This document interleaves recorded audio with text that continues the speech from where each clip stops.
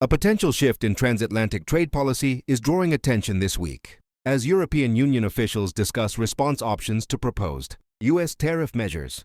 According to recent reports from European media outlets and policy analysts, EU trade representatives are reviewing a range of tools available under existing trade agreements, including mechanisms that have not been previously activated.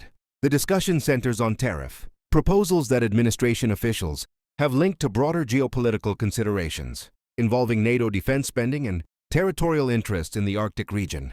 To understand the current situation, it helps to look at the broader context.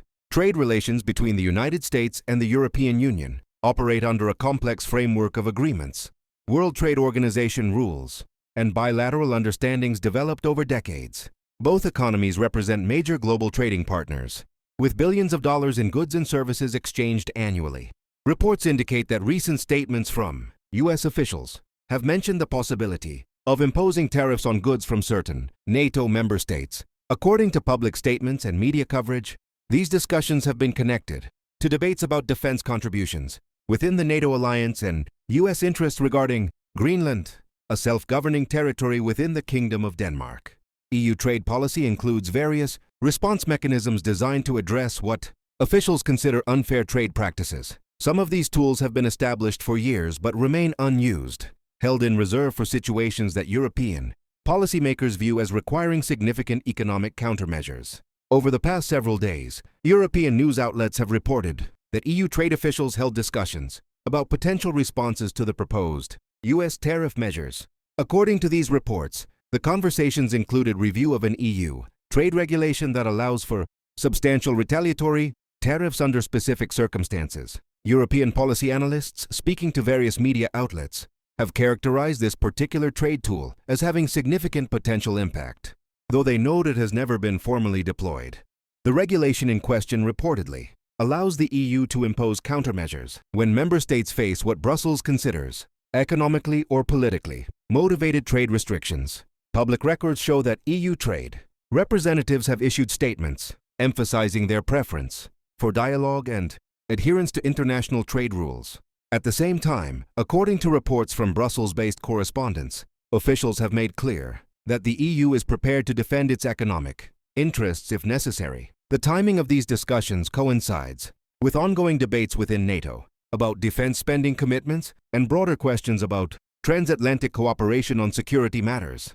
According to statements from EU officials reported in European media, the European Commission maintains that any trade measures imposed by the United States should comply with World Trade Organization guidelines and existing bilateral agreements. European representatives have emphasized in public comments that the EU views trade policy as separate from defense and security discussions. U.S. administration officials, according to media reports, have linked potential tariff measures to broader policy objectives, including encouraging increased defense spending among NATO allies and pursuing U.S. interests in Arctic territories. Public statements from Washington have emphasized what officials describe as the need to rebalance trade relationships and ensure fair burden sharing within the alliance. Trade policy experts speaking to news organizations have noted that both sides possess significant economic leverage, given the size and integration of the U.S.-EU trading relationship.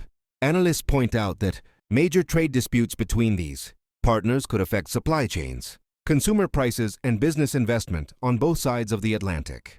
For businesses and consumers on both continents, escalating trade tensions could have practical implications.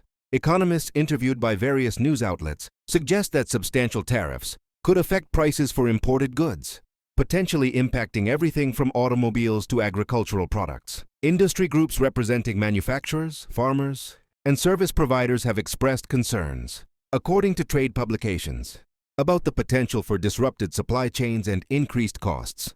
These organizations have generally called for continued dialogue and negotiated solutions rather than escalating trade restrictions. The situation also raises questions about the relationship between economic policy and security, cooperation among long-standing allies. Policy experts note that managing disagreements within established partnerships requires balancing different national interests while maintaining the broader framework of cooperation. As discussions continue in both Washington and Brussels, the situation remains fluid. Trade officials on both sides have indicated, according to recent reports, that conversations are ongoing and that outcomes remain uncertain. The coming weeks may provide more clarity on whether these discussions lead to actual policy implementation or whether diplomatic channels will produce alternative approaches. For now, observers are watching how two of the world's largest economies navigate this complex intersection of trade policy, defense cooperation, and geopolitical considerations.